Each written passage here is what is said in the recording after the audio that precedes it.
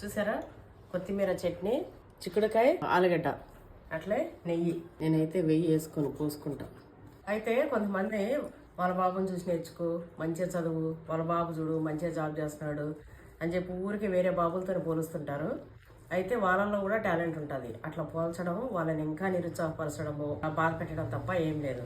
అట్లనే కొందరు హస్బెండ్స్ వాళ్ళ వైఫ్స్ని అంటుంటారు, ఎప్పుడు ఈ నైటీస్తోని అవతారం ఏంది, మంచిగా ఉండాలి, ఆమె చూడు ఎట్లుందో ఇట్లా ఎట్లా అని చెప్పి పోలుస్తుంటారు. పాప మా అమ్మకి ఎన్ని పనులు ఎన్ని ఇబ్బందులు మీకు తెలియదు కదా అది.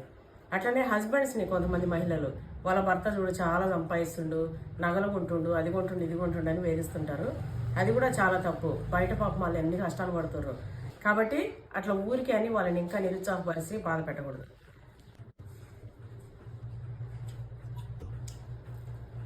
ఇట్లా నేను ఎట్లయితే ప్రతిదీ ఇది మా స్పెషల్ అని చెప్తానో, సేమ్ ఇంట్లో కూడా ఎవరి స్పెషల్ వాళ్ళకు ఉంటుంది.